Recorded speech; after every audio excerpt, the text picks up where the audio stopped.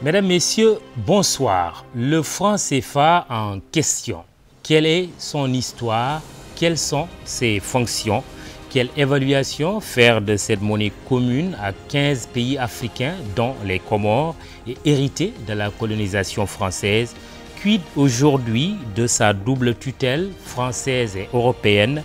Quel est l'avenir du franc CFA au moment où il fait l'objet d'un vif débat à la fois économique, monétaire et politique? L'émission Les Affaires de la Cité, en son 35e numéro, vous propose un débat spécial.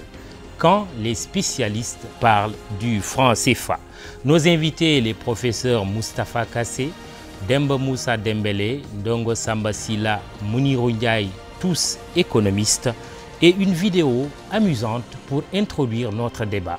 Regardez.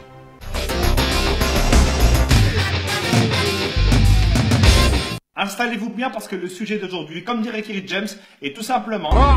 Aujourd'hui, on va parler du franc CFA. Alors déjà, première blague. CFA, ça veut dire colonie française d'Afrique. Je sais pas si vous vous rendez compte, ils ont une monnaie qui porte comme nom colonie. Ils auraient très bien pu l'appeler ferme-la et donne-moi tout, ça aurait été pareil. Mais il y a quelques temps, ils se sont dit, c'est vrai que colonie française, ça se fait pas. C'est un peu chmette, quoi. Et du coup, ils ont décidé de changer. Et maintenant, ils appellent ça coopération financière d'Afrique. Alors là, je dis bravo. Là, je dis bravo. Là, c'est excellent, c'est excellent. Non, mais parce que changer uniquement le nom d'un truc pareil, ça sert à rien. C'est comme si moi, demain, je m'appelle Jean-Marc. Mais même si je m'appelle Jean-Marc, mon visage, lui, il te donnera toujours envie d'appeler la police. Donc, cette monnaie, elle est utilisée dans 14 pays, pour plus de 100 millions d'habitants. Et devinez où est-ce qu'on imprime les billets? En France. Donc, la France, elle, toute seule, dans 2 villages paumés que personne ne connaît, fabrique une monnaie dont dépendent 100 millions de personnes. Donc si demain, Jean-Jacques le Révolté avec ses copains, ils font grève, parce qu'en France, la grève, c'est limite une religion, eh ben t'auras 100 millions de personnes qui seront peut-être dans la merde. Mais attends, c'est pas tout. Les pays qui utilisent le franc CFA, ce sont les seuls pays au monde qui payent un impôt à un autre pays. Chaque année, ils sont obligés de donner 50% au trésor public français. Déjà que la France, elle exploite à fond et depuis des années les ressources de ces pays. Et en plus, ils doivent donner la moitié de ce qu'ils gagnent à des mecs qui n'ont même pas levé le petit doigt. C'est comme si tu venais chez moi, que tu me volais tous mes meubles et que en plus tous les mois je dois te donner la moitié de mon salaire. Sans parler du fait que hier soir tu avais déjà cambriolé mes grands-parents. Il y a 3 banques centrales africaines qui gèrent l'économie et la vie de millions de personnes. Et devinez qui est-ce qui a un droit de veto dans chacune de ces banques? Ça sera la France. Donc si un jour un pays comme le Mali décide d'emprunter de l'argent à une de ces banques pour faire un pont pour son peuple, et ben à ce moment-là, il y a un mec qui vient du fin fond de Roubaix, que personne ne connaît, qui ne parle même pas la langue du pays, et ben il a le droit de dire... Le slogan de la France, ça devrait être maintenant... Liberté, égalité, fraternité au-dessus de la Méditerranée. En dessous, non. Et puis quand j'entends que la France fait des dons en Afrique, non, non, non. Voler 50 € à quelqu'un et lui donner 10 €, ce n'est pas un don, c'est un remboursement. Et heureusement qu'il y a eu des chefs d'État qui se sont rebellés contre le franc CFA. Il y a eu par exemple Sylvain Husson-Lapion. Ah non, non, non, lui il a été assassiné, pardon. Il y avait aussi Thomas Sankara. Non, non, non, lui aussi il a été assassiné. Non. Il y a aussi Modibo Keïta.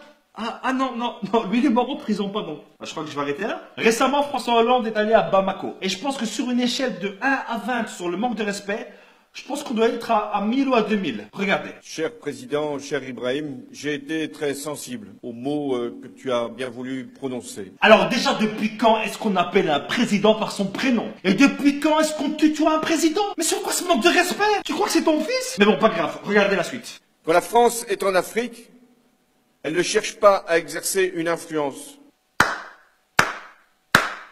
La France ne cherche pas à influencer l'Afrique, mais la monnaie de ces pays, la colonne vertébrale d'un pays, dépend entièrement de la France. Non mais là j'en ai marre, il se fout vraiment de notre gueule ce mec. Elle ne cherche pas à peser sur les choix politiques d'un pays.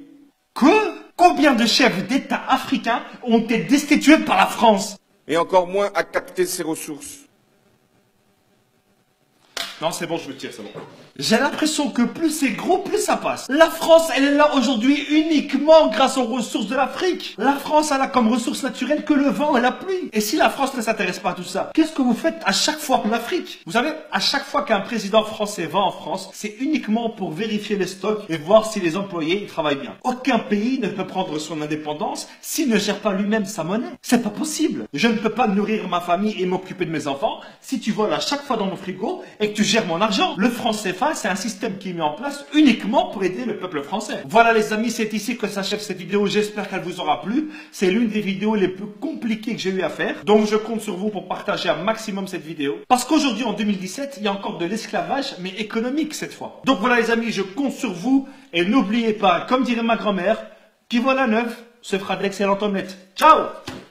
On oublie seulement une chose, c'est qu'une grande partie de l'argent qui est dans notre porte-monnaie vient précisément de l'exploitation depuis des siècles de l'Afrique. Pas uniquement, mais beaucoup vient de l'exploitation de l'Afrique.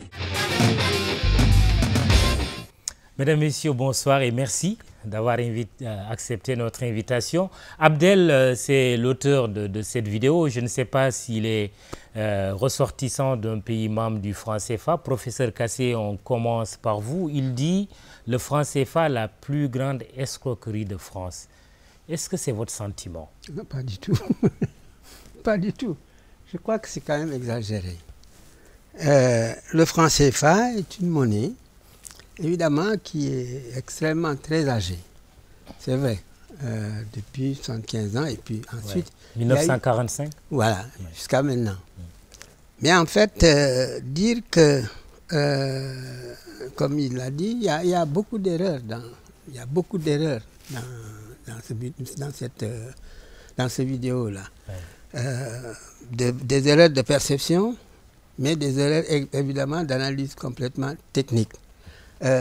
Si bien que, pour ma part, c'est une zone monétaire dans laquelle il y a effectivement un certain nombre d'États, vous l'avez dit au départ, qui partagent effectivement une monnaie commune. Ce n'est pas propre au CFA. Il y a beaucoup d'autres pays qui, effectivement, on ne va pas chercher loin. À côté, vous avez le Cap-Vert, et ensuite vous avez le Libéria. Et en Afrique pas centrale, mais en Afrique australe, vous avez effectivement la monnaie sud-africaine qui est presque acceptée comme une monnaie de tout le monde, de tous les pays précisément de cette zone d'intégration. Donc c'est une zone monétaire. Alors, quand on analyse une zone monétaire, bien entendu, il y a deux aspects qu'il faut voir. Il y a certainement les raisons pour lesquelles, évidemment, les gens adhèrent à cette zone, c'est-à-dire donc les avantages qu'ils peuvent y tirer. Il faut dans nos analyses que nous fassions la part des choses. Qu'est-ce que le CFA apporte précisément au pays et quels sont ses inconvénients? Très bien, c'est tout le débat. On reviendra à vous, le temps de terminer le premier tour de table. Ndongo Samba Sylla, professeur dit beaucoup d'erreurs dans cette vidéo. Finalement, qu'est-ce qui est vrai dans ce que le monsieur dit? En fait, moi, j'ai trouvé cette vidéo très drôle déjà et assez pédagogique. Et mon premier réflexe, c'est de dire qu'il faudrait qu'on traduise ça dans nos langues nationales pour vulgariser cette vidéo le plus possible. Parce que le franc CFA est un sujet compliqué. Et généralement, les jeunes générations, tout ça, ils ont beaucoup de mal à pouvoir saisir ces sujets-là. Et donc, de pouvoir avoir un humoriste avec tant de talent aborder ces sujets complexes, même s'il y a certaines erreurs, tout ça, c'est quand même important. Qu'est-ce qui est vrai dans ce qu'il dit? Ce qui est vrai, en fait, c'est qu'il a parlé à la fin d'esclavage monétaire. Moi, je pense que cet esclavage monétaire est un fait. Après, on pourra entrer dans les débats, mais pour moi, c'est un fait. Parce que 71 ans après la création du franc CFA et de devoir dépendre de la France pour toute décision monétaire qui concerne les pays africains, pour moi, c'est un anachronisme. Alors, Demba Moussa Dembélé, foncièrement contre le franc CFA, on le sait déjà, mais votre commentaire de cette vidéo? Ben, je l'ai trouvée intéressante, comme l'a dit Ndongo. Peut-être qu'il exagère un peu. Il simplifie un peu peut-être. Oui. Qu'est-ce qui est exagéré? Qu'est-ce qui est exagéré? Bon, qu'est-ce qui est exagéré? Peut-être la façon dont il martèle ses relations en disant oui. Il a donné un exemple, son frigidaire, où je pense que bon, c'est un peu, il simplifie un peu, mais le fond est vrai.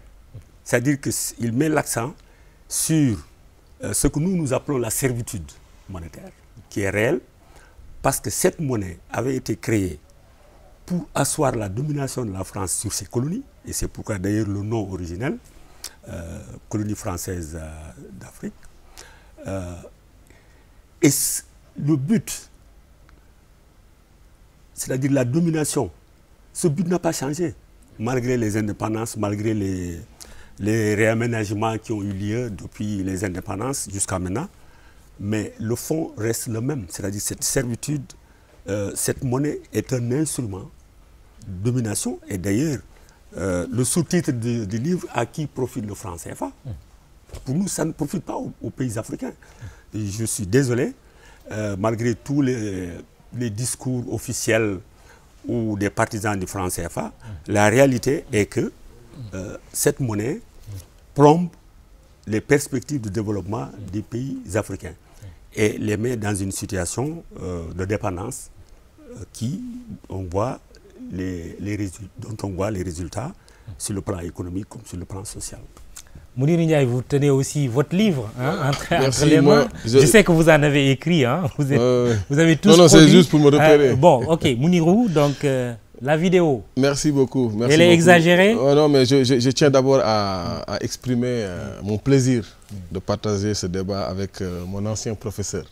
Il faudra vraiment dire ça. Et mes anciens professeurs, M. Dembélé, que j'ai connu également à l'Université de Dakar, professeur Kassé, qui a eu quand même l'amabilité et vraiment le cœur de nous avoir permis cette formation quand il était doyen et qui nous donnait également les cours concernant l'ajustement structurel, le franc CFA.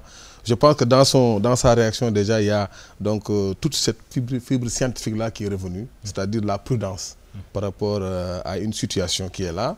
Donc je pense que lui, c'est une mémoire assez suffisante en termes d'historique, en termes de vécu, en termes d'intervention, qui lui a permis quand même de parler d'abord de cette vidéo en exprimant sa prudence par rapport à certaines déclarations, le fait d'invoquer, de mettre certaines images, d'exagérer un peu dans le discours. Moi je pense que maintenant il y a le discours de génération qui arrive, le discours de génération, c'est-à-dire que à l'époque, quand eux, par exemple, des personnalités comme lui ont été témoins de l'ajustement structurel, quand il nous a appris ça, il nous a dit que nous avons été témoins de l'ajustement structurel, mais ça ne l'a pas empêché de venir à l'université et de nous dire les anomalies qu'il y avait dans cela, les avantages et les inconvénients. Ça, c'est une démarche scientifique. Oui, pour revenir qui reviendra peut-être sur les détails, sur les inconvénients. Pour revenir à cette vidéo, oui, je pense que c'était pour réagir par rapport à cela. J'évoquais donc tout ce que les gens ont dit. Je pense qu'il y a une vérité dans toutes les expressions qui ont été faites ici. C'est une vidéo qui contient quand même une très large part de vérité. Et avec des déclarations comme celle de l'ancien président. Il y a des illustrations, comme la déclaration de François Hollande, déclaration de Jacques Chirac, qui véritablement attestent quand même d'un problème que les Africains ont aujourd'hui à résoudre dans les plus brefs délais pour que, comme l'a dit tout à l'heure le professeur Dembélé, le franc CFA quand même soit réformé dans un sens qui puisse permettre aux peuples africains d'en profiter comme cela se doit. Très bien. Professeur Moustapha Kassé, on revient à vous. Mais pourquoi il n'a pas été possible à l'époque, quand nos pays allaient à l'indépendance, de se déconnecter tout de suite du franc CFA? Oui, mais moi je voudrais dire simplement, vous savez, j'ai lu beaucoup, évidemment, ce qui s'écrit sur le franc CFA ces derniers temps. Et je comprends parfaitement, comme l'a dit Mounirou, par moments c'est des problèmes de rupture. Mais en réalité, c'est une zone monétaire. Il y a une libre adhésion, n'est-ce pas, à la zone et à ses principes. Et à l'indépendance, pourquoi? Depuis l'indépendance, je vais vous rappeler... C'est une monnaie qui date de 1945. À l'indépendance en 60, par exemple, pourquoi on n'a pas quitté je vais vous rappeler, à l'indépendance, Modibo Keïta avait quitté le franc CFA. Je vous rappelle cette déclaration, si ma mémoire est bonne. Le Soudan? Oui. C'était le Mali. C'était le Mali. Alors, il avait dit, cette zone monétaire, ce franc CFA, est effectivement un franc qui nous colonise. Parce que quand on voit précisément la manière dont les crédits sont distribués, quand on voit les fonctions que le système bancaire y joue, ce système ne fonctionnera pas favorablement à nous. Et il avait créé le franc malien.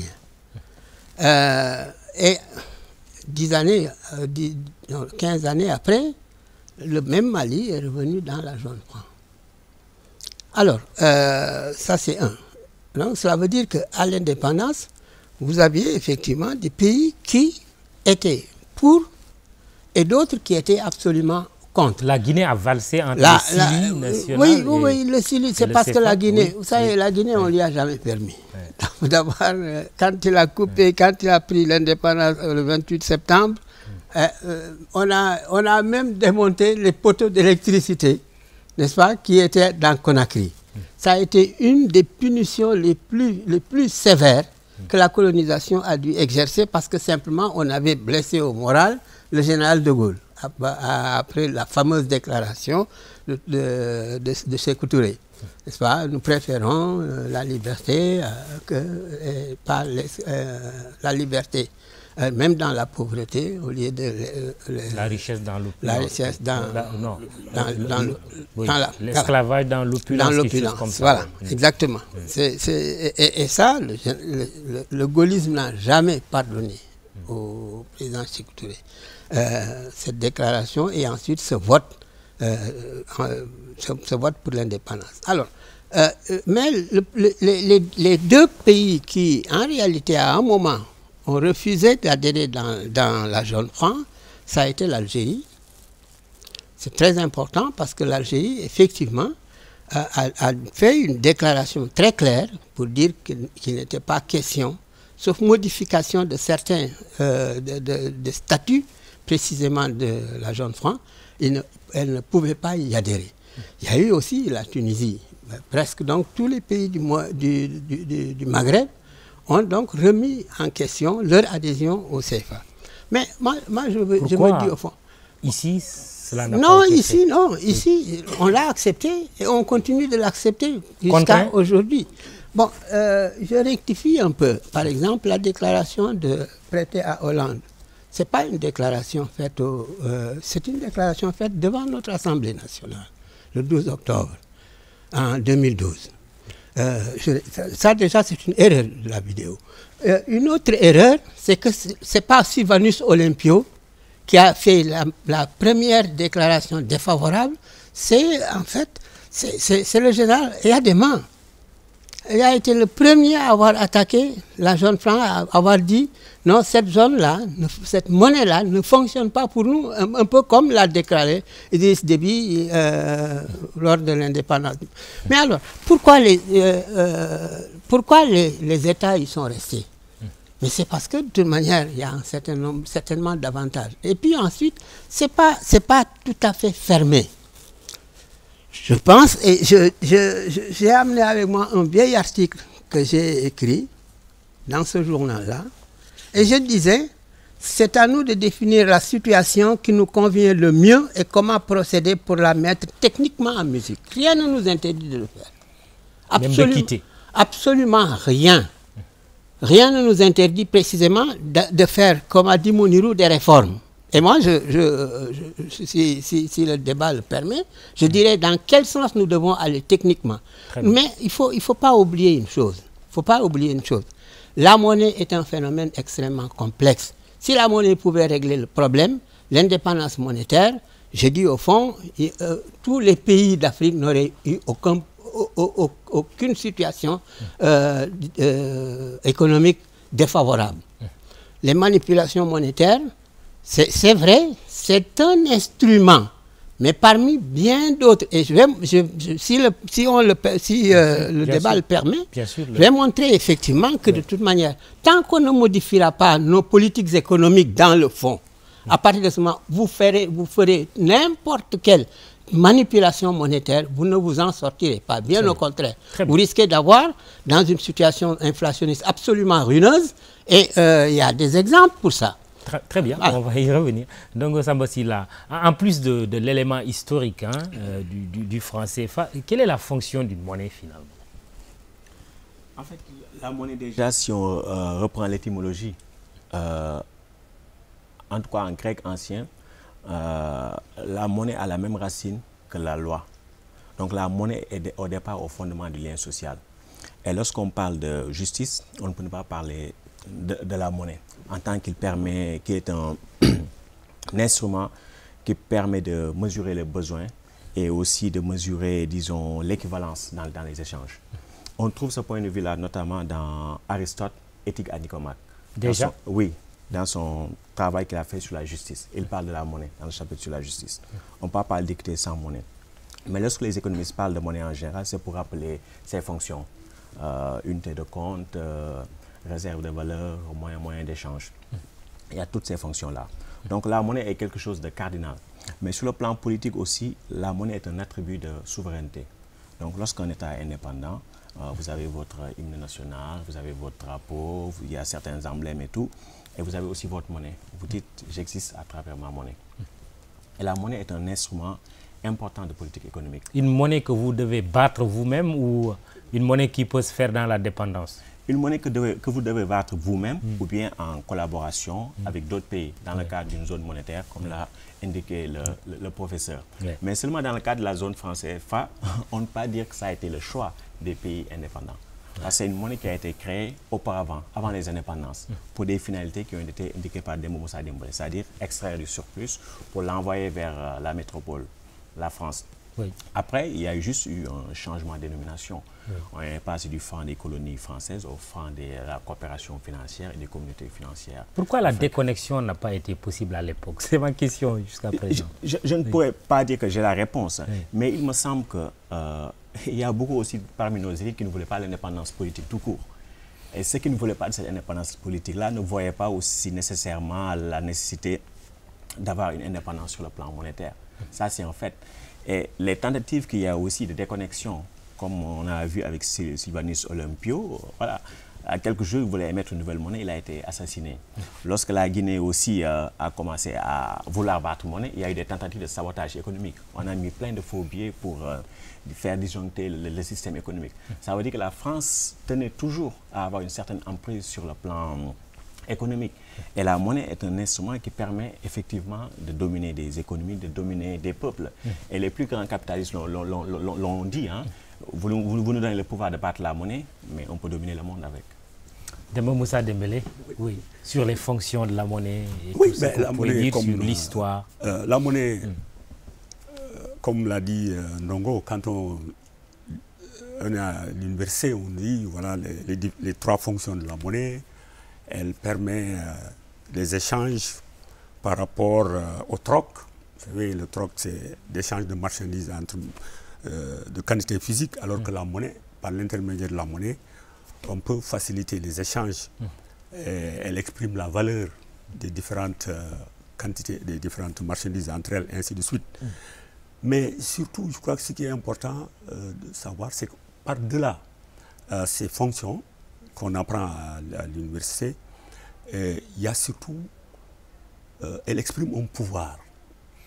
La monnaie exprime un pouvoir en tant que lien social d'abord, parce qu'à travers les actes quotidiens que nous faisons, par l'intermédiaire de la monnaie, achat, vente, il y a un lien social qui se crée.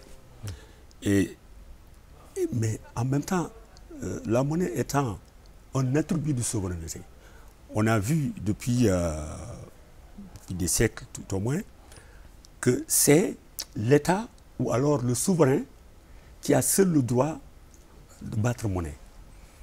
Donc, ça exprime un pouvoir, pas seulement économique, mais également politique, et même par-delà politique idéologique. Et si on regarde la situation de l'économie mondiale aujourd'hui, pourquoi les Américains s'accrochent tant au dollar comme monnaie de réserve internationale? Parce que c'est un pouvoir. Pourquoi accusent-ils la Chine de manipuler sa monnaie? C'est parce que c'est un pouvoir. Donc, c'est pourquoi, quand des pays deviennent indépendants, l'un des premiers actes, c'est de créer leur propre monnaie. Même de petits pays de rien du tout, la Gambie est là, ou l'Érythrée de l'autre côté du continent, les pays créent leur propre monnaie, comme le drapeau, comme l'hymne national, pour affirmer leur souveraineté, leur personnalité, leur indépendance. Mais cela ne règle pas le problème. Non. C'est un instrument, parmi d'autres. mais ce n'est pas une panacée. La monnaie ne règle pas tous les problèmes. Les États-Unis sont là, la zone euro est dans une crise économique depuis quelques années. Donc, et pourtant, c'est des pays qui sont très puissants. Donc la monnaie n'est pas un instrument qui règle tous les problèmes. Mais elle permet au moins d'avoir la maîtrise sur un certain nombre de variables économiques et d'orienter les politiques dans le sens des priorités définies par les pays eux-mêmes et non par d'autres, ce qui est le cas malheureusement pour les pays francs CFA. Mounirou, la monnaie est un instrument de domination. Est-ce que vous diriez ça? Je pense qu'il faudra remonter un peu dans l'histoire. Je pense que pour comprendre ce qui s'est passé, selon nous, jusqu'à cette époque-là où on a encore brandi ce débat sur le franc CFA, je pense que ça bouge un peu en Afrique. Il y a même des marches qui sont organisées. Il faut repartir dans l'histoire. Je pense qu'aujourd'hui, les populations sont assez conscientisées et sensibilisées maintenant pour pouvoir comprendre, comme les démonstrations. Maintenant, ça se fait tout le temps. Et généralement, en histoire de la pensée économique, on sait également qu'il y a eu une bascule de la force. Les rapports entre périphérie, je pense que le professeur Kassé connaît mieux que moi, centre, périphérie, ainsi de suite. Mais moi, ce que je dirais à ce niveau, c'est qu'en l'an 1000, l'Afrique détenait 11,8% du PIB mondial. 11,8%. Au même moment, les États-Unis étaient 0,7% du PIB mondial et l'Europe était 10,9%. Ça, ce sont des chiffres d'histoire de la pensée économique qu'on enseigne aux étudiants. L'Afrique était devant. En l'an 1700, 200 ans après l'esclavage, l'Afrique est tombée à 6,6%. Les États, l'Amérique du Nord et l'Australie, toujours 0,2%. L'Europe est tombée à 25,6%. Arrivé à l'an 2010, à l'an 2000, dans les années 2000, l'Afrique tombe à 3,1%. Les États-Unis viennent à 25,1%. L'Europe tombe à 22,6%. Et généralement, quand on étudie pourquoi l'Europe a chaviré de 26 pratiquement à 22%, les explications viennent toujours sur la décolonisation. L'Europe a perdu du poids économique. Il y a eu les 2 guerres mondiales, effectivement, les crises qui ont affaibli l'Europe, mais également le fait que, passant d'un système où les matières premières étaient quasi gratuites et que le système d'exploitation était tout à fait bénéfique, à un système où, par exemple, on vous demande d'acheter les matières premières. Donc il fallait toujours trouver un moyen de continuer le système d'exploitation, le temps de s'en sortir vraiment pas de manière brusque. Ce que les Occidentaux font actuellement, c'est d'éviter, la France fait actuellement, c'est d'éviter brusquement de rompre ce lien-là. Parce que, Chirac l'a dit, la plupart des ressources en France dépendent quand même de cette exploitation-là. Ce qui fait que donc, dès les indépendances, tous les présidents qui n'étaient pas à leur époque ont été éliminés. Parce qu'il fallait laisser le système. Il ne fallait pas faire comme Sékou Touré, brutalement couper le cordon. Ou Modibo Keïta, brutalement couper le cordon. Donc tous ces présidents-là, comme Mamadou Dia, Nkrumah, ont été éliminés. Les Lumumba, les Sankara, ils étaient un peu en dehors de leur époque. Il fallait attendre ce moment-là, effectivement, pour pouvoir brandir ce débat-là et leur montrer que quand même, ce système d'exploitation-là, il faut qu'on revoie ça. Ça ne peut plus prospérer, quels que soient les arguments qu'on peut donner. Donc, c'est pour vous dire simplement que aujourd'hui, le débat maintenant devient technique. Pourquoi le débat devient technique? C'est que il faut remonter également dans l'histoire. On est passé au Gold Exchange Standard en 1945, étalon or. Arrivé en 1971, après la guerre du Vietnam et la conquête spatiale, beaucoup de dollars circulaient. Les pays qui exportaient donc, en Asie avaient gardé beaucoup de dollars à l'époque. Ce qui fait que donc, en tirant du même coup, ces montants en dollars-là, ils les tiraient en monnaie locale. Ce qui fait que donc, quand tous les pays se sont rués pour vouloir la conversion de ces dollars-là donc en or, les États-Unis ont déclaré que l'or n'était plus convertible en dollars en 1971. On est passé maintenant au frottement donc, entre monnaies. Ce qui fait que donc aujourd'hui, on est arrivé donc à un moment où la maîtrise de sa politique monétaire est un élément fondamental de politique économique, ce qui véritablement fait défaut pour les pays de la zone franc. Aujourd'hui, le débat, il est là, parmi les masses africaines, mais au niveau aussi des décideurs, les dirigeants africains qui sont membres de la zone CFA. Il y en a qui sont pour, d'autres qui sont contre la sortie de ces pays de la zone franc. Nous écoutons la position du président ivoirien, première économie de l'UEMOA, le président Alassane Dramane Ouattara, sur cette question avec des confrères.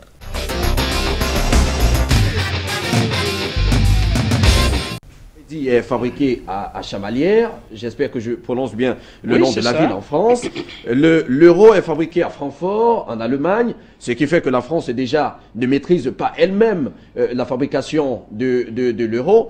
Et de l'autre côté, les Français font partie du conseil d'administration, que ce soit à la BCAO, que ce soit à la BEAC, ou encore à la Banque centrale des Comores. Alors, je vais vous proposer de regarder un autre élément. Vous êtes ivoirien et votre président a une autre vision de ce que vous êtes en train de nous dire. Nous allons regarder cet élément de Alassane Dramane Ouattara, son excellence Alassane Dramane Ouattara, qui se retrouvait sur un plateau de TV5 Monde, un plateau international, avec le concours de la réalisation. On va regarder cet élément et on revient juste après. Pour le maintien du franc CFA, c'est un signe aussi de dépendance par rapport à la France. Monsieur, non, ben, je pense que vous avez des vieux clichés. Ce n'est pas un signe de dépendance. J'ai été gouverneur de la Banque centrale. J'ai jamais eu un Français dans mes bureaux à la Banque centrale. Ce sont de faux clichés. La monnaie, donc CFA est une monnaie indépendante, gérée par les Africains, avec une parité fixe que nous avons choisie, que nous pouvons abandonner si nous le souhaitons, mais c'est dans l'intérêt de ces pays. Sans la parité fixe, les populations seraient plus pauvres aujourd'hui. Il y aurait une inflation galopante, surtout avec la crise ivoirienne. Donc arrêtons les vieux chemins. Ce que pense le président ivoirien Alassane Ouattara du franc CFA, il y a aussi ce qu'en pense le président du Sénégal, Macky Sall, dont le pays est la deuxième économie au sein de l'UEMOA. Nous avons une institution forte et crédible, dit le chef de l'État, et il ne faut pas la déstabiliser car, quoi que l'on dise, le franc CFA est une monnaie stable. Cela dit, si on arrive à nous prouver sans considération politicienne de lutte anticoloniale par exemple, qu'il faut choisir une autre voie, nous sommes assez autonomes et responsables pour l'emprunter. Pour le moment, j'aimerais qu'on nous éclaire davantage. En attendant, je dis que le franc CFA est une bonne monnaie à garder, a déclaré il n'y a pas longtemps le président Macky Sall. Professeur, commentaire de ces propos des deux chefs d'État? Moi, sur certains aspects, je suis tout à fait d'accord. D'accord sur deux choses qui me semblent extrêmement importantes. C'est le système, dans sa forme actuelle, comporte un certain nombre d'avantages. Visiblement, et je vais dire à Mounir, vous savez, si en fait, jusqu'à présent, depuis le temps que nous parlons précisément de la possibilité de réformer la zone franc, tous les cercles académiques n'y ont pas réussi, c'est parce que nous n'avons pas pu convaincre, comme le dit Macky Sall, nous n'avons pas pu convaincre les décideurs politiques. Notre rôle est de convaincre les décideurs politiques. J'espère qu'ils vous écoutent.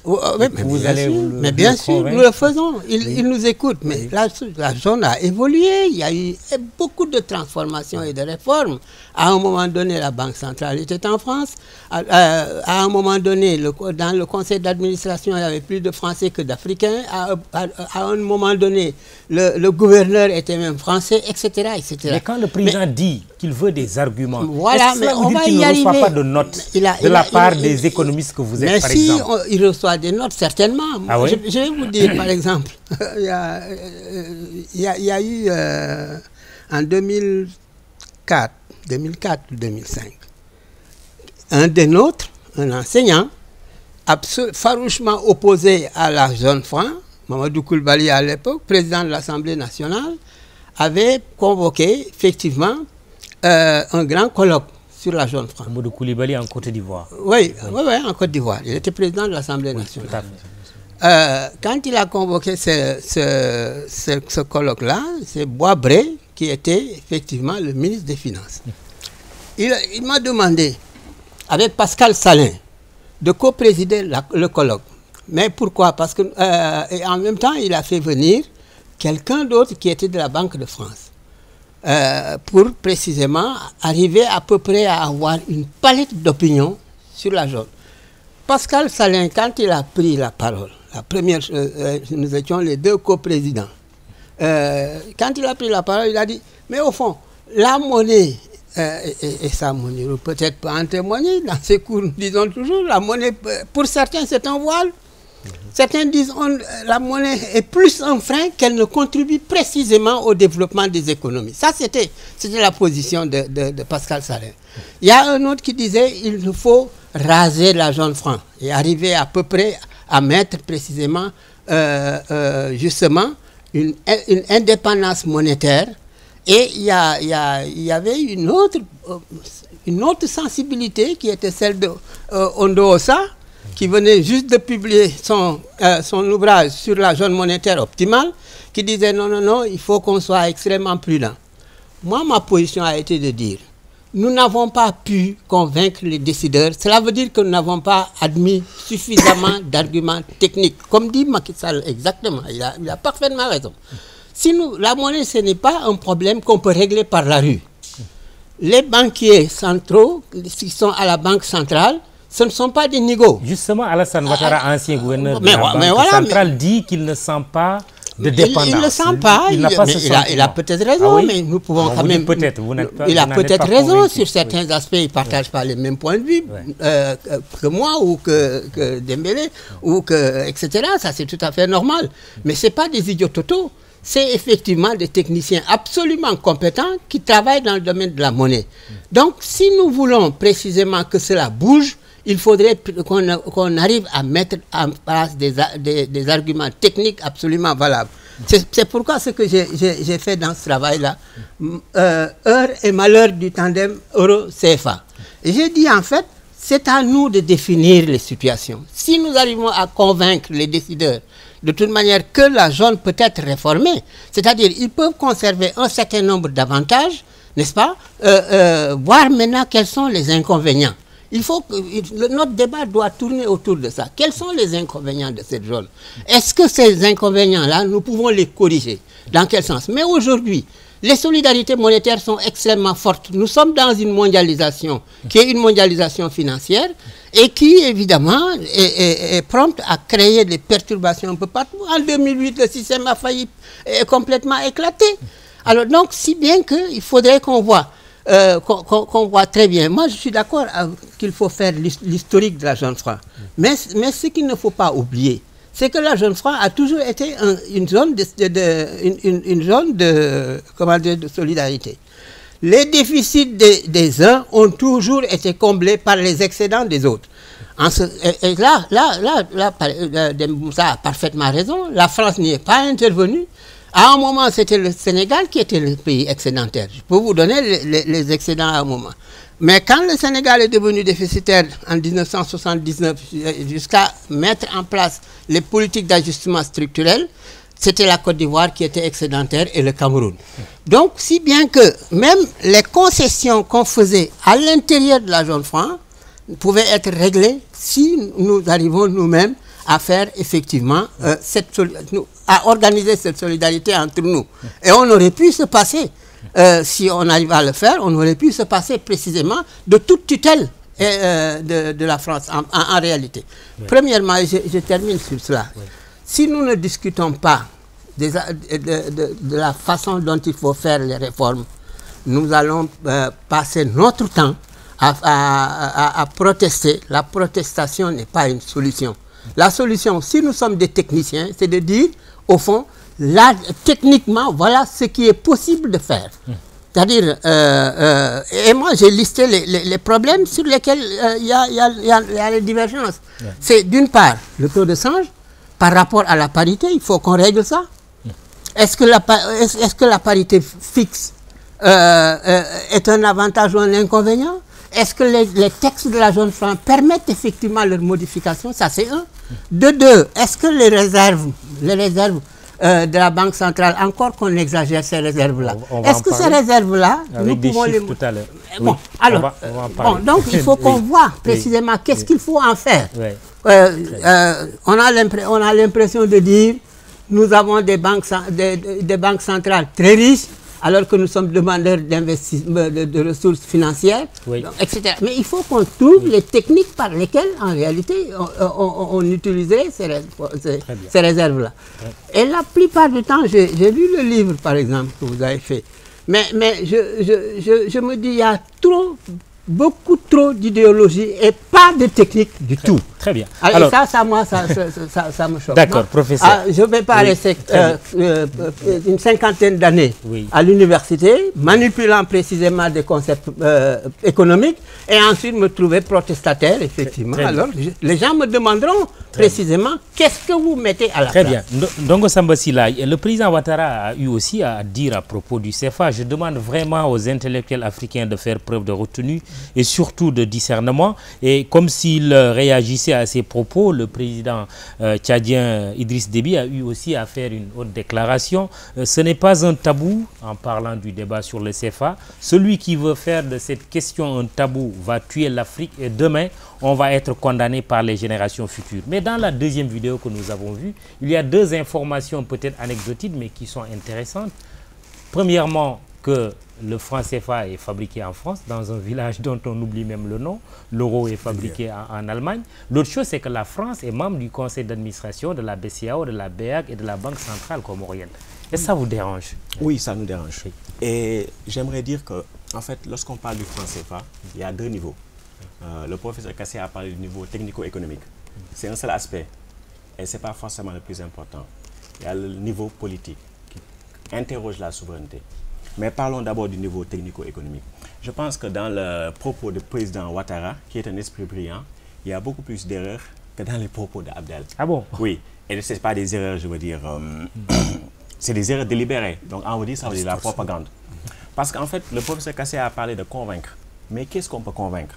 S'il s'agit d'un débat rationnel, ça veut dire que le débat n'est pas contaminé par les appartenances, par l'idéologie, par les intérêts. Mais il y a deux types de profils qu'on ne peut pas convaincre sur le franc CFA. C'est ceux qui bénéficient de ce système et ceux qui ignorent comment cela fonctionne. Ceux qui bénéficient de ce système tiennent les propos exactement comme le président Ouattara. Et il y en a d'autres qui sont contre le franc CFA parce qu'ils ne sont jamais intéressés au mécanisme du franc CFA. L'argument qu'ils invoquent, c'est de dire que le franc CFA est une monnaie stable. Et vous avez raison de le dire. Les pièces sont fabriquées à Pessac.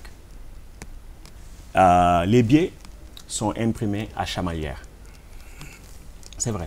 Et toutes les décisions concernant la gestion du franc CFA ne peuvent être prises sans le consentement des représentants de la France qui siègent dans les conseils d'administration des banques centrales. Et cette fabrication, c'est un marché, hein? C'est un marché, ça fait tourner une économie, hein? Oui, on appelle ça le seigneuriage, c'est-à-dire les revenus que celui qui émet la monnaie obtient à partir de cette activité-là. Mais ce que je voulais dire sur le versant technico-économique, c'est qu'il y a de nombreux inconvénients qui dépassent largement les soi-disant avantages du franc CFA. Et ce ne sont pas seulement les économistes africains qui l'ont dit. Il y a un professeur qui s'appelle Danny Rodrigue, qui est connu universellement pour la qualité de ses travaux, et qui, dès 1991, a dit que les Africains devraient se débarrasser du franc CFA. Et a dit que les inconvénients l'emportent beaucoup plus que sur les avantages. Et je vais parler des inconvénients. C'est que souvent on dit que lorsque vous avez une monnaie stable et crédible, ça permet un environnement macroéconomique qui est favorable à l'investissement et in fine à la croissance. Moi, j'ai revu les chiffres sur plus de 60 ans, depuis qu'on est indépendant jusqu'à présent. Il n'y a aucun pays de la zone franc CFA qui ait réussi à avoir un taux de croissance du PIB par habitant, le revenu national brut, disons, par habitant, supérieur à 2%. Il n'y en a pas. Il n'y a qu'un seul. C'est la Guinée équatoriale. Et la Guinée équatoriale, c'est un petit pays pétrolier qui, malgré des taux de croissance extraordinaires, parfois même de 60% durant les années 2000, est toujours classé pays moins avancé, parmi les pays les moins avancés. Comment expliquer cela? Je vais y revenir. Oui, mais comment? Je vais y revenir. Oui. Mais c'est pour dire que, de manière générale, si on prend aussi l'indice de développement humain, qui mesure un peu, disons, le développement par des, disons, indicateurs moins sommaires que le revenu, on voit aussi que sur les 11 derniers du classement, les 6 font partie des pays de la zone franc. Donc on ne peut pas dire que l'appartenance à la zone franc est un accident. Il y a une corrélation forte entre le sous-développement et l'appartenance à la zone franc. Et la Guinée équatoriale, c'est le pays le plus riche en Afrique. Peu d'économistes le savent en termes de PIB par habitant. C'est un pays qui est même plus riche que l'Espagne, qui est sa puissance colonisatrice, si on mesure son revenu en termes de parité de pouvoir d'achat. Mais ce qui se passe dans ce pays, qui est classé pays les moins avancés, c'est que la moitié de la production, l'équivalent de la moitié de la production, chaque année est transférée vers l'étranger. Et ça, c'est un mécanisme que permet la zone franc, qui est associé à ce qu'on appelle le principe de libre circulation des capitaux. Donc chaque année, on va vous dire, pas ces temps-ci parce que les coûts du pétrole ont chuté, mais durant les années 2000, là où on a commencé à parler d'émergence, vous pouvez avoir 10%, 15% de taux de croissance en moyenne annuelle. Et chaque année, la moitié allait vers l'étranger. Et dans la zone franc, les calculs ont été Une fuite organisée ou quoi? Non, mais c'est des transferts de profit massifs. Et chaque année, chaque jour, je dois dire, chaque jour, là où nous parlons, 21 milliards de francs CFA sortent de la zone franc sous forme de flux financiers illicites. Chaque jour, je dis 21 milliards de francs CFA. Donc, lorsqu'on parle des avantages des francs CFA, il faut avoir ces considérations en tête. Un autre aspect a trait, parce que ce n'est pas seulement la monnaie, mais aussi c'est la finance. C'est-à-dire comment on finance une économie, comment on met en place un tissu économique solide. La zone franc est faite de telle sorte que les banques ne peuvent pas financer l'économie. Et là aussi, on a des ratios qui sont très clairs. Les financements bancaires à l'économie rapportés au produit intérieur brut représentent en moyenne moins de 25% dans les pays de l'UEMOA. Dans les pays de la zone CEMAC, c'est 13% en moyenne. Pour le reste, l'Afrique subsaharienne, c'est 64%. Dans les pays émergents, riches, 100% plus 150, 200. Ça veut dire qu'on est dans des économies qui ne sont pas du tout financées. Dès lors, comment peut-on avoir des banques qui ne financent pas l'économie et lorsqu'elles financent, les prêts sont généralement des prêts à court terme avec des taux d'intérêt prohibitifs. À quoi servent les réserves? Vous avez un chiffre intéressant. Oui, en fait, les réserves, le dernier chiffre, parce que les chiffres sont publiés par la BCEAO et sont repris par le rapport annuel sur la zone franc qui est fait par la Banque de France. Et le rapport est disponible sur le site de la Banque de France. J'ai vérifié les chiffres pour ce qui est de la zone UEMOA, c'est 7 487 milliards de francs CFA en fin décembre 2015. 7 487 milliards. De réserves. Oui, de réserves. Et qu'est-ce qu'elles font là? C'est à peu près l'équivalent du PIB 2014 du Sénégal. En fait, ces réserves servent, en tout cas dans le cas de la zone franc, à défendre la parité avec l'euro. C'est-à-dire que, Mamoudou Ibra Kane, lorsque vous avez 1 euro, si vous allez pour l'échanger, vous êtes sûr que vous aurez 655,987. Les réserves servent à ça, à garantir cette parité-là. Vous n'allez pas venir aujourd'hui, on vous échange vos euros à 1,655 € et demain vous revenez, on vous dit non, non, maintenant ce n'est que 300 ou ce n'est que 200. C'est ça. Mais les réserves aussi ont coût. Ont coût. Parce que, pourquoi un coût. Oui, ont coût. Pourquoi les banques ne veulent pas financer l'économie? Parce qu'ils se disent, si je prête de l'argent à Mamoudou Ibra Kane, comme on ne produit rien ici, Mamoudou Ibra Kane va aller importer des machines et tout. Et ça va faire peser une tension sur les réserves. Très bien. Et donc, lorsque les réserves s'amoindrissent, on ne peut plus défendre la parité franc CFA, euro. Et ce qui se passe actuellement dans le cas des pays de la zone CEMAC. Actuellement, Madame Christine Lagarde est allée le voir et dit, actuellement, vos réserves de change se sont vraiment effondrées parce que les pays de la zone CEMAC dépendent juste du pétrole. Si les coûts du pétrole s'effondrent, les réserves de change s'effondrent. Il y aura quoi? Et donc, on leur a dit, il vous reste juste 2 mois d'importation, l'équivalent de 2 mois d'importation. Et donc, il faut dévaluer. Mais tout le monde a en mémoire l'expérience catastrophique qu'a été la dévaluation. Très bien. Donc, ils ont choisi l'austérité. Très bien. On va y revenir. Le professeur Moustapha Kassé vous titille un peu. Hein. Il vous dit, mais mettez les arguments, il y a plus d'idéologie dans ce que vous défendez. Par exemple, dans votre livre. Mais ce n'est pas un problème d'idéologie. On a dit que la monnaie, la question de la monnaie est une question éminemment politique. Vous savez, Édouard Balladur, qui avait présidé à la dévaluation de 1994, l'a dit. Il a dit que le problème de la monnaie, c'est un problème de souveraineté et d'indépendance, plus qu'un problème technique. Et ces chefs d'État, ce ne sont pas les arguments qui manquent. Je crois que c'est le courage politique de sauter le pas qui leur manque.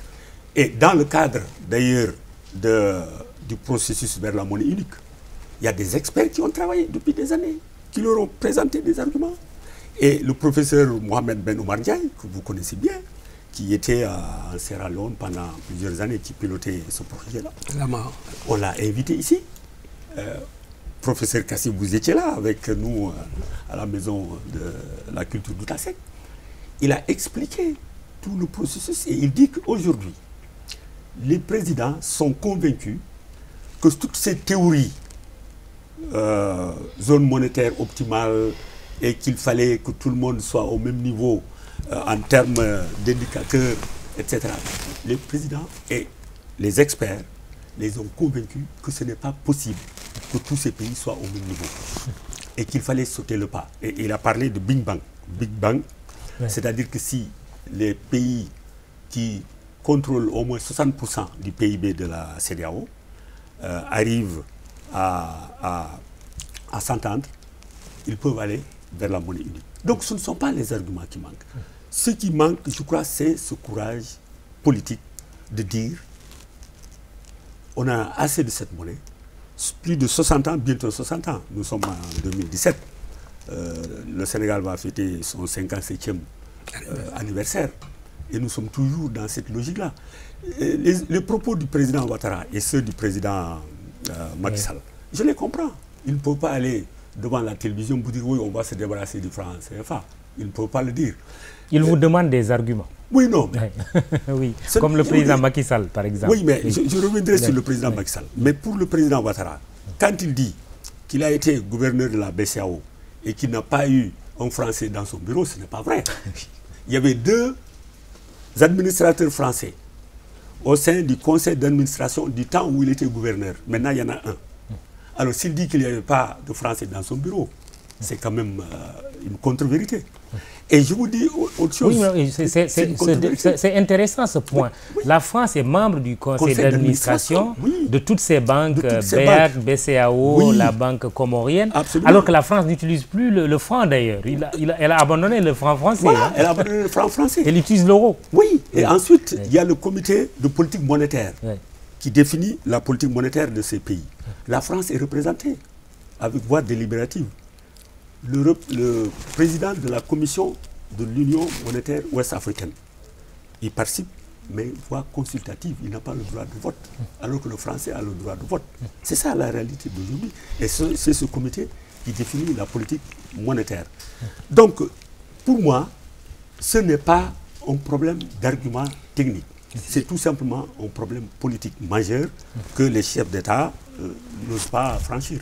Mounir Ndiaye qui piaffe d'impatience, mais quelques chiffres en plus des chiffres sur les réserves. Il y a des chiffres aussi qui ont circulé. Le président Jacques Chirac a eu à dire dans la première vidéo que quand le Français reçoit son bulletin de paie, il doit savoir qu'il y a une bonne partie qui relève de l'exploitation. Un autre chiffre qui a été publié par des Allemands il n'y a pas longtemps, c'est de dire qu'il y a plus de 400 milliards d'euros de bénéfices que la France tire un peu oui, parce que ça, du franc CFA. C'est plus du double du PIB de la zone franc réunie, qui se situe à environ 192 milliards d'euros.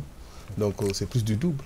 Moi, je voudrais dire simplement à ces présidents-là qu'ils ont les arguments, que les arguments techniques existent.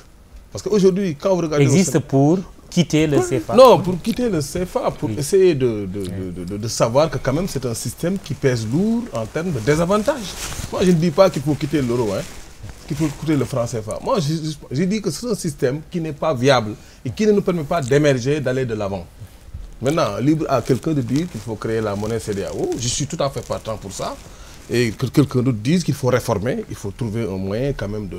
Parce que moi, j'ai eu à écrire dans Vous êtes en train de dire que toutes ces émergences dont on parle ne seront pas possibles avec le franc CFA. À mon avis, point d'émergence dans ce système-là. Point d'émergence, il n'y en aura pas. Et ces arguments-là dont ces gens parlent là existent. Regardez bien, une politique économique qui ne repose pas sur des manipulations de son taux de change ne peut pas prospérer. Regardez bien avec la Chine. La Chine s'est permis des réserves de 3 000, plus de 3 000, selon les démonstrations de Laurence Daziano, qui est un professeur d'économie en France, 3 900 milliards de réserves, de dollars de réserves de change, et 1200 milliards, plus de 1200 milliards de dollars en bons du trésor américain. C'est-à-dire que les réserves chinoises, la principale devise des réserves chinoises, c'est en dollars. Donc les rapports du commerce international, le commerce international est aujourd'hui en train de se structurer autour du rapport yuan-dollar. Et non, vous ne voyez pas l'euro. Alors que nous, ce qui nous arrangeait, c'est que le commerce entre les pays de la zone franc et l'Europe soit conséquent. Si ce commerce-là était conséquent, les fluctuations qu'il y a entre l'euro et le dollar n'auraient pas posé de problème au niveau du franc CFA. De même que s'il y avait vraiment un commerce bien développé entre les pays de la zone CEMAC et entre les pays de la zone UEMOA et entre tous les pays de la zone franc, il n'y aurait pas de problème. Mais aujourd'hui, le commerce intra-UEMOA se situe à 11%. Oui. Le commerce intra-CEMAC se trouve à 2%. La France, selon la douane française, la France a exporté vers le Sénégal pour 463 milliards en 2014, alors que le Sénégal n'a exporté vers la France que 59 milliards de francs CFA. Alors qu'on dit que la France est notre premier partenaire. Vous voyez donc, vous pouvez entrevoir le problème qu'il y a entre nos échanges. À l'époque, on pensait seulement également que c'est le dollar faible qui nous posait problème. Parce qu'à ce niveau-là, nos exportations et nos recettes fiscales, nos recettes au niveau des États sont pénalisées. Mais aujourd'hui, on se rend compte également que le dollar fort nous pose problème sur la dette et sur le service de la dette. Le Sénégal a payé 698 milliards en 2016, le service de la dette. Tout ça, c'est parce que nous dépendons d'un système dont nous n'avons pas l'emprise. C'est-à-dire la politique monétaire en zone euro n'est pas sous notre emprise. Nous sommes là, attentistes, en train de voir maintenant quelle option de politique économique l'Europe va faire et quelle sera l'incidence maintenant sur le franc CFA. Ce qui nous prive de cette indépendance monétaire-là pour pouvoir piloter notre politique économique et notre émergence. Et je vous donne un arrimage continu de nos économies cette fois-ci aux économies européennes. Mais c'est pourquoi la France, elle-même, elle a abandonné le franc. Le franc, c'est abandonne le franc. Le Sénégalais n'a pas son CEN, il n'a pas son Afrique. Il est toujours en franc. Donc moi, je dis simplement, je donne un autre chiffre. Aujourd'hui, le Sénégal se fixe des objectifs en termes de croissance économique. Qu'est-ce que le FMI a dit en juillet 2016? Que le taux de croissance de 6,7% que le Sénégal va avoir en 2016 n'a rien à voir avec le PSE. C'est justement dû au terme de l'échange. C'est-à-dire que nous sommes à la libre merci des termes de l'échange qui ne dépendent pas de notre politique économique, mais seulement des options de politique économique. Senghor aimait bien l'expression la détérioration des termes de l'échange. Mais permettez, on va regarder une dernière vidéo, on va venir à vous, professeur Kassé. Qu'est-ce que pense la France finalement de tout ce débat? La réponse avec le ministre français de l'économie et des finances, Michel Sapin, lors d'une visite à Dakar, il était aux côtés de son homologue sénégalais, Amadou Ba. Nous regardons.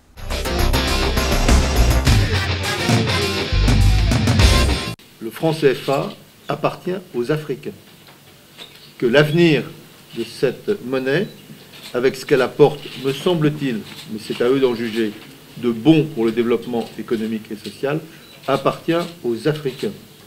Et que la France, s'il doit y avoir des évolutions, est parfaitement ouverte à des évolutions, dès lors qu'elles viennent des pays africains souverains. C'est la souveraineté de chacun des pays, dans une coopération, une intégration monétaire importante, qui doit s'exprimer, et la France, elle, est là pour accompagner et apporter ce que je crois être un avantage, tout particulièrement dans des périodes aussi troublées que celles que nous connaissons du point de vue économique, du point de vue de l'évolution des matières premières, du point de vue des disparités entre ce qui peut se passer en Chine, aux États-Unis, en Europe, en Afrique, en apportant la stabilité monétaire. Mettre les partenaires économiques, les acteurs économiques, à l'abri de l'insécurité sur la parité entre les pays concernés et par rapport à l'euro, c'est, je crois, un atout considérable. En tous les cas, c'est ce que me disent les autorités monétaires de la zone et ce que disent les gouvernements, mais je les laisserai bien sûr Amadou sur ce point compléter. Donc, s'il doit y avoir des évolutions à l'avenir, elles viendront des Africains et la France sera toujours là pour aider, pour garantir, mais pas pour se substituer à la décision des peuples et à la décision des gouvernements. Le fait que le franc CFA, parce que la France le garantit, soit lié à l'euro, me semble aussi être une bonne chose, puisque ça permet d'avoir une stabilité de la parité monétaire vis-à-vis de la plus importante zone économique du monde, puisque la zone euro est plus importante encore que, par exemple, les États-Unis, si vous cumulez la totalité des économies considérées. Voilà ce que je veux dire sur le franc CFA. Je l'ai dit clairement à Yaoundé, je le redis clairement ici.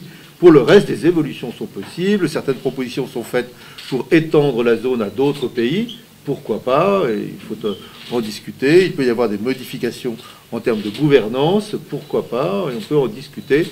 Mais je le répète, la France est là pour accompagner, pour aider, mais pas pour se substituer.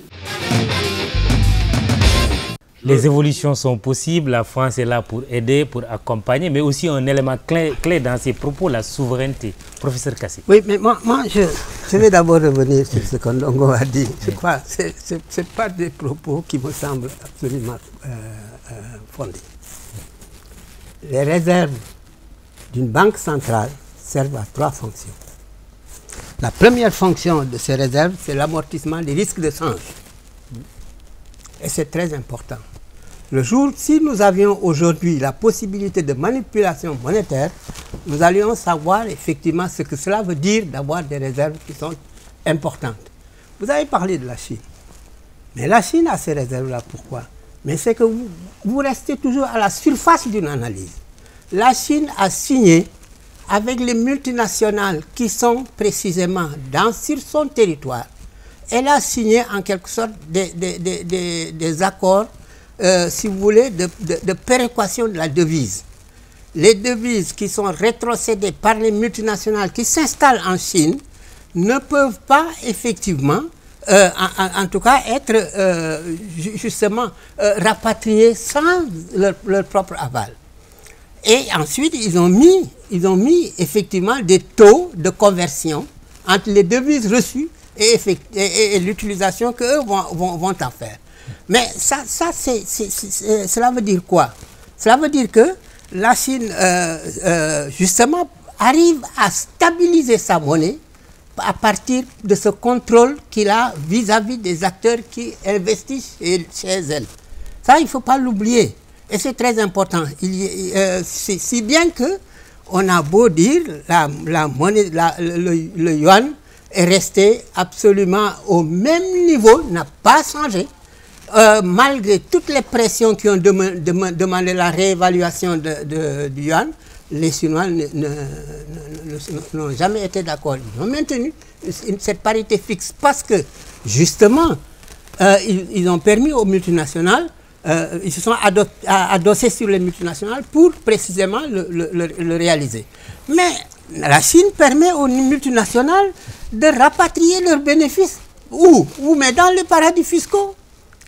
Dans les paradis fiscaux, quand aujourd'hui, à un moment donné, Obama avait demandé le retour de ces multinationales, Trump ne dit pas autre chose, cela veut dire simplement que les multinationales font leur profit en Chine, mais il n'y a aucune limite pour le rapatriement vers précisément des espaces comme les paradis fiscaux. Donc la première fonction d'une réserve, c'est justement la couverture des risques de change. Deuxième fonction, et c'est important pour les réserves, c'est effectivement de couvrir les importations. Mais ce qu'on oublie, nous oublions toujours, quand nous parlons de monnaie, d'interroger nos structures économiques, le système économique dans lequel nous sommes. La plupart du temps, ces systèmes économiques, c'est des systèmes qui sont fondés sur les matières premières. Nous n'avons aucune industrialisation. Aujourd'hui, c'est notre faute. Hein? C'est notre faute, mais bien sûr que c'est notre faute. C'est la faute de nos dirigeants, il faut leur taper dessus, comme quoi on ne peut pas précisément progresser tant qu'on ne s'industrialise pas. Qu'on ait une monnaie ou qu'on ne l'ait pas, c'est exactement la même chose. C'est l'option même en faveur d'une industrialisation qui, effectivement, fait que nous ne pouvons pas être présents sur le marché international. Ça, c'est la deuxième fonction. C'est-à-dire couvrir les importations. Vous allez me dire, certainement, au début, on avait dit 10 mois.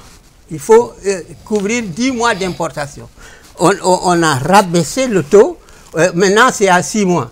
Certains pays asiatiques sont à 3 mois, mais d'autres sont à 100%, bien au-dessus. D'autres sont bien au-dessus. Et il y a maintenant une troisième fonction de la monnaie, il ne faut pas qu'on l'oublie, des réserves, c'est rapporter à la masse monétaire en circulation. Si vous avez des réserves, n'est-ce pas, et que vous ne couvrez pas précisément votre masse monétaire, la monnaie ne sert à rien. Ça ne sert à rien. La monnaie, surtout quand vous avez besoin précisément vous avez besoin des capitaux extérieurs parce que votre épargne n'est pas suffisante pour vous permettre d'investir, de financer les investissements directs. Or, sans investissement, il n'y a pas de progrès. Alors, je termine peut-être sur cet aspect-là avant de revenir sur d'autres, mais il faut faire attention. Quand on dit 7 000 milliards de réserves, ça ne signifie pas que de toute manière, toutes ces réserves-là, il y a une bonne partie qui couvre les 3 fonctions que voilà. Quand on a déduit ces 3 fonctions-là, qu'est-ce qu'il en reste? 3 000 milliards.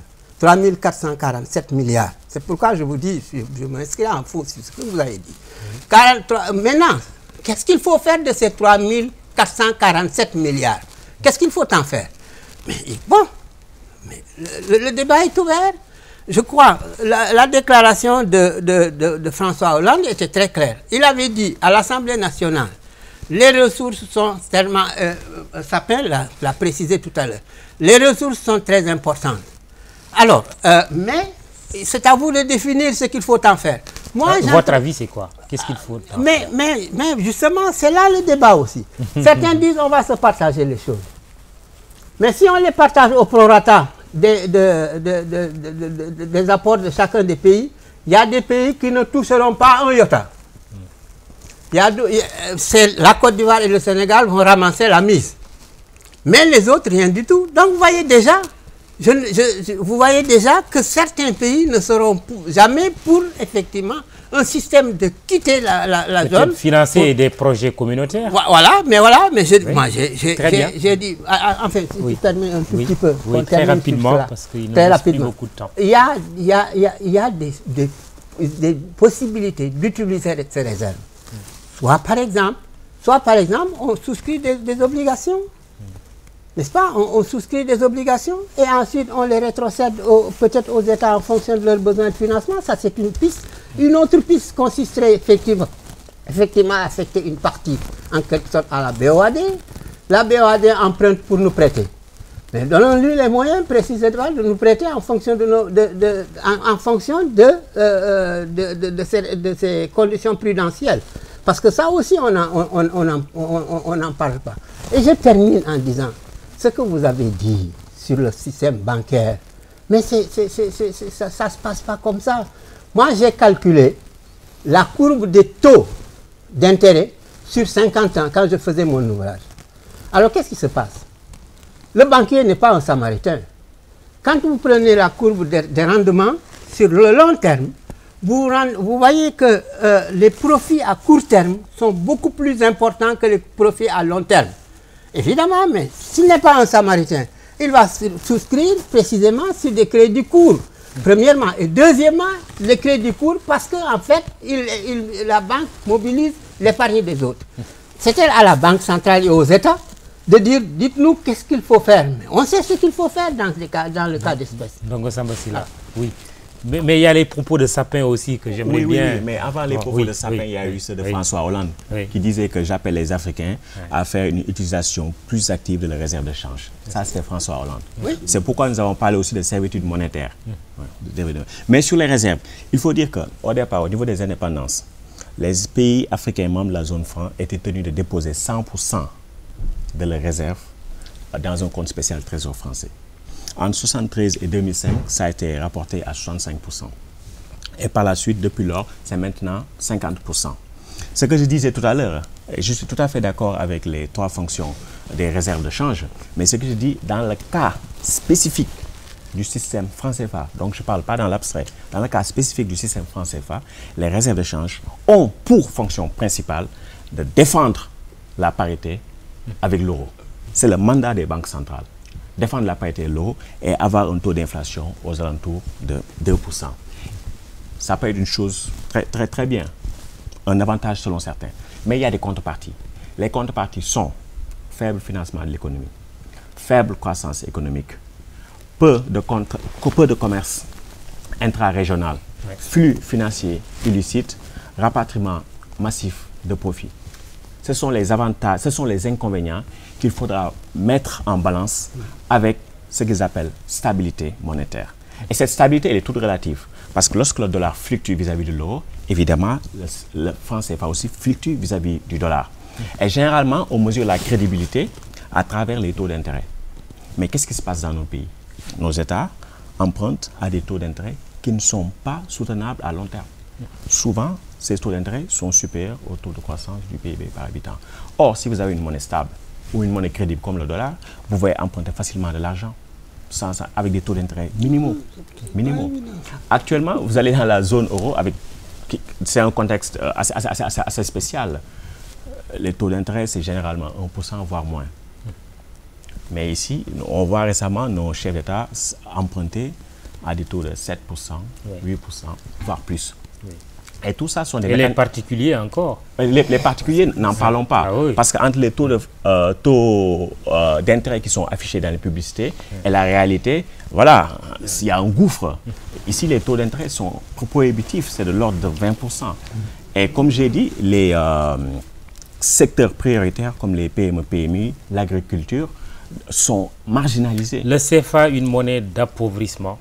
Une monnaie d'appauvrissement. C'est pourquoi je dis, dans ce débat, il faut toujours distinguer la position de ceux qui parlent.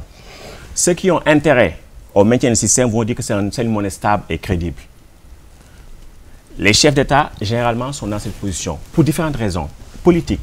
Vous prenez le cas des pays de la zone CEMAC. Ce sont des régimes, disons, peu démocratiques, on peut dire autoritaires, qui sont là depuis 20-30 ans. Parfois, c'est des dynasties comme au Gabon. Au Biengama, il est là depuis les années 30. Au Congo, Sassou Nguesso est là depuis 1970 et quelques. Il y a eu un petit intermède, il peut être là jusqu'en 2034 parce qu'il a changé la constitution. Ces régimes sont des piliers de ce qu'on appelle la France-Afrique.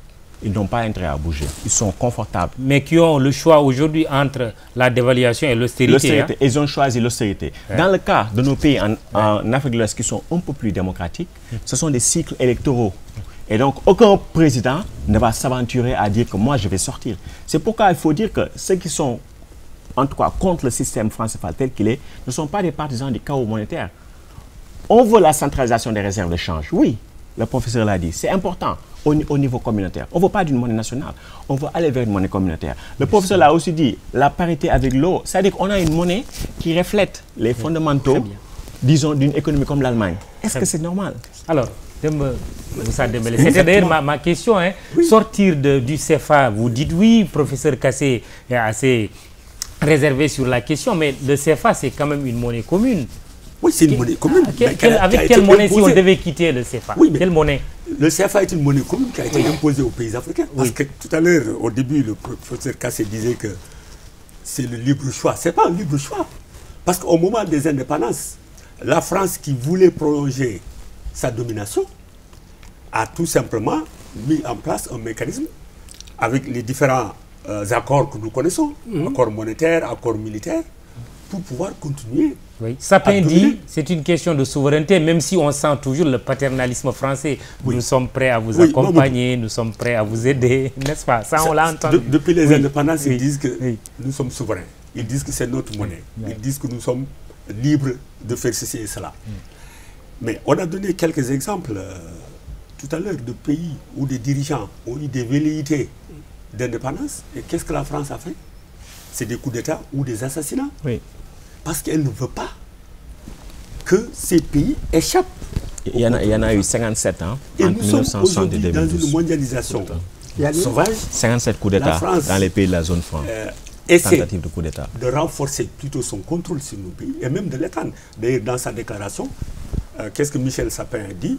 S'il y a d'autres pays qui veulent adhérer au franc CFA, en même temps, oui. C'est ce que il y a un paradoxe, une contradiction. Oui, mais un rapport de Hubert Védrine disait, oui, il faut étendre le franc, la zone franc, appeler d'autres pays africains à adhérer à la zone franc. Parce que pour la France, c'est un moyen de pouvoir renforcer son emprise sur nos pays. Les sociétés françaises qui travaillent dans nos pays, mais elles ne voudront jamais de la fin du CFA. Parce que c'est tout bénéfice pour elles. Il n'y a pas de risque de change à cause de la parité fixe. Il n'y a pas de contrôle de change. Elles peuvent rapatrier la totalité de leurs bénéfices. Donc, pour elles, la zone franc, les pays de la zone franc, c'est des pays où les affaires sont les plus mielleuses. Et d'ailleurs, des Français eux-mêmes disent que les sociétés françaises, la plupart d'entre elles, font leurs bénéfices en Afrique. Oui. Elles perdent ailleurs. Mais c'est en Afrique où se trouvent les bénéfices. Mais ce système de la zone franc contribue à cela. Donc, moi je dis que de toute façon, nous devons prendre notre destin en main. Nous ne pouvons pas continuer. Ça, je suis d'accord. Nous ne pouvons pas continuer à dépendre de la France. La France n'a pas intérêt. Elle n'a pas intérêt à nous voir indépendants. Les pays européens n'ont pas intérêt à nous voir indépendants. C'est à nous de prendre nos responsabilités, de faire les sacrifices nécessaires, parce que si on veut être libre, il faut faire des sacrifices. Oui, moi je pense que je vais enfiler un peu mon manteau de Ndongo Dara pour dire simplement que la servitude a été combattue par tous les prophètes. Hein? Je pense que même dans le Coran, on nous dit وَانْفِقُوا فِي سَبِيلِ اللَّهِ وَلَا تُلْقُوا بِأَيْدِيكُمْ إِلَى التَّهْلُكَةِ وَأَحْسِنُوا إِنَّ اللَّهَ يُحِبُّ الْمُحْسِنِينَ. Pour dire simplement que ce n'est pas ces mains-là qui nous avaient liés pendant longtemps qui nous permettront de nous détacher. Il faut d'autres individus viennent. Bon, ça a été... Mais des mains qui se disent prêtes à nous accompagner. Voilà, c'est ça qui est négatif dans le débat de Sapin. Je pense que c'est un peu condescendant, c'est un peu quand même paternaliste de 60 ans après, de venir dire à des gens, nous vous accompagnons. Vous nous avez accompagnés pendant 300 ans ou 400 ans et vous ne nous permettez pas d'avoir un taux de croissance de 10%. Je pense que ce n'est pas sérieux quand même tout ça. Il faudra que les gens reviennent un peu. Je pense que le débat technique est là. Les gens ont écrit des... Moi j'ai vu des articles scientifiques publiés même par la revue de la BCEAO, des articles publiés par le professeur Adama Diaw, Ondo Ossa, qui montrent cette prudence effectivement que le professeur Moustapha, dont le professeur Moustapha est en train de parler, mais qui montre également que quand même il y a une petite porte une grande porte à emprunter pour pouvoir faire autre chose. Mais justement, cette autre chose-là, c'est quoi? C'est le monnaie, si on devait enlever le CFA. Je reviens à quelque chose. Pour dire que sur la Chine ne se permet, ce qu'elle se permet actuellement, que par ses marges de manœuvre en termes monétaires. Quelle que soit l'analyse qu'on va faire. Le Nigeria a obtenu un taux à un niveau de PIB de plus de 568 milliards de dollars en 2017. Pourquoi? En 2016. Pourquoi? Parce que c'est un marché de 200 millions d'habitants sans cloison monétaire. Ils commercent entre eux rapidement et ça fait un effet PIB. La Chine également, c'est 1,4 milliard de consommateurs sans cloison monétaire et ça fait un PIB. Maintenant, ce qu'on a constaté et que les générations constatent et qui impose aujourd'hui à la France de s'ajuster et de savoir qu'il nous faut maintenant un agenda, pas un agenda 2063, c'est trop lointain. J'ai vu dans l'agenda 2063 de l'Union africaine que la question monétaire est abordée, l'indépendance et tout, mais c'est trop lointain. Je pense qu'on peut convenir avec la France que ce sera brutal, puisqu'ils dépendent de ça. Nous pouvons le convenir. Il n'y aura plus de brutalité. Oui, bon, je pense que ce sera brutal qu'on sorte tout de suite. Ils doivent se mettre à l'évidence. Non, moi je suis d'accord avec eux sur le fait qu'il faut progressivement sortir de ce système-là qui nous pose des problèmes. Mais je vais juste finir. Je vais juste vous donner des arguments par rapport à ce que vous voulez entendre. C'est-à-dire que la France a mal colonisé. On a parlé de la Guinée équatoriale. On a parlé... Tous les pays qu'on dit émergents en Afrique, c'était des colonies anglaises. Des pays qui ont obtenu plus de 10% de croissance pendant les 50 dernières années. Vous ne verrez que des pays comme l'Afrique du Sud, le Kenya, le Ghana, le Nigeria, le Botswana. Mal colonisé, mal décolonisé. Mal colonisé parce qu'il n'y a pas de livre sterling dans la vie d'un Ghanéen. Il n'y a pas de... Donc, moi je dis, c'est un système qui, le constat sur 60 ans, montre que ça nous a gênés pour obtenir des résultats économiques conséquents et qu'il faut aujourd'hui penser à aller à autre chose. Moi, je vous ai dit tout à l'heure que je ne suis pas contre le fait de migrer progressivement vers une monnaie de la CEDEAO. Oui, comment elle s'appellerait? C'est l'écho. Oui, il y a Demba Moussa qui voulait juste ajouter. Oui, c'est sur cette monnaie de la CEDEAO, parce que c'est une chance pour en tout cas les pays de l'UMOA de sortir du franc CFA. Et s'ils traînent les pieds, c'est parce que tout simplement certains, comme Alassane Ouattara, ne veulent pas sortir de cette servitude-là. Volontaire, comme dirait Kako, mais peut-être pas tout aussi volontaire que cela, comme on l'a dit dans ce livre. Oui. Donc, la monnaie unique de la CEDEAO, je pense que c'est une chance. Et il faut travailler dans cette direction-là. Oui, mais avec quelle monnaie là? Quelle sera la monnaie? Avec la puissance du Nigeria, par exemple. Oui. Tu connais très bien Kane Karamoko. Bien. Tu le connais très bien. Est-ce que tu as lu son ouvrage sur la zone franc? J'ai eu quelques... Non, je te demande si tu as lu. Non, je n'ai pas lu intégralement. Voilà, alors, Karamoko et moi, nous avions fait un modèle comparant les taux de croissance des pays anglophones et les pays francophones. Et nous sommes arrivés à ceci. Ce que tu dis ne se vérifie pas du tout. Dans la zone franc, à une période déterminée, les taux de croissance y ont été plus élevés. Mettez l'Afrique du Sud de côté. L'Afrique du Sud est une puissance industrielle. C'est pas un problème de colonisation, c'est une puissance industrielle, une puissance nucléaire. Ça n'a rien à voir avec le reste de l'Afrique. Ça, c'est un. De deux, quand nous avons comparé les taux de croissance, dans la moyenne, sur le long terme, les taux de croissance dans la zone franc étaient plus élevés. Pourquoi? Mais certainement, la stabilité monétaire y a été pour beaucoup. C'est-à-dire que nous vivons quoi? Une période où les perturbations monétaires sont extrêmement très fortes. Nous avons des turbulences qui viennent de la monnaie, particulièrement des autres. Premièrement. Et deuxièmement, nous commerçons avec l'Europe. Et nous commerçons, si vous prenez les exportations sénégalaises, principalement c'est l'Europe et en Afrique c'est le Mali. Ce sont nos deux principaux partenaires. Qu'est-ce qui allait se passer si effectivement aujourd'hui le Mali avait en quelque sorte une monnaie nationale complètement indépendante, qu'on est venu donc on retourne au franc malien et ensuite nous peut-être au Cori ou quelque chose dans le genre. Certainement, nous allions avoir des ajustements, premièrement vis-à-vis du Mali et deuxièmement vis-à-vis du reste de l'Europe. Et ensuite, vous me dites quoi? Vous me dites que de toute manière, il y a effectivement de la part de la France un profit particulier, mais relisez la Convention de la zone franc, article 51. On vous dit que de toute manière, si en fait il y a des perturbances monétaires particulières, de toute manière, la France doit intervenir pour justement contribuer à stabiliser. Mais moi, je me suis dit, mais pourquoi les États n'ont pas créé justement les conditions telles que la France intervient? Si moi j'étais ministre des Finances, je me mettrais à emprunter, pas seulement sur tous les marchés, les eurobonds, etc., sur les diverses obligations. Et à partir de ce moment, si ça détériore un tout petit peu le taux de change, n'est-ce pas? Mais l'article 51, je l'évoquais.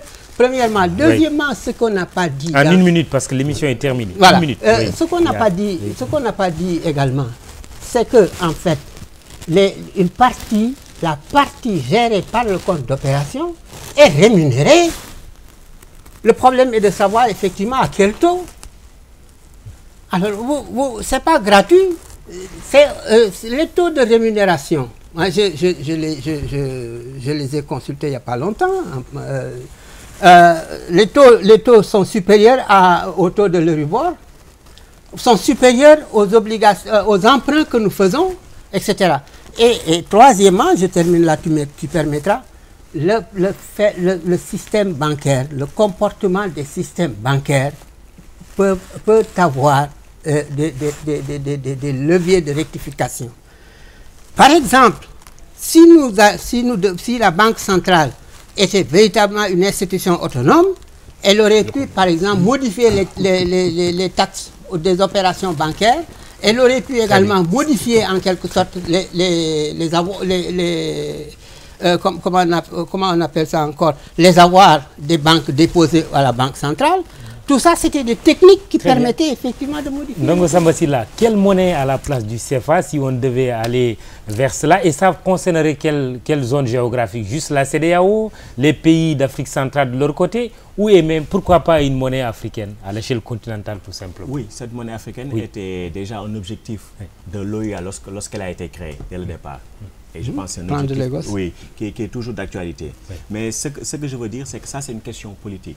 Il appartient au chef d'État de se dire qu'il y a des problèmes avec le franc CFA.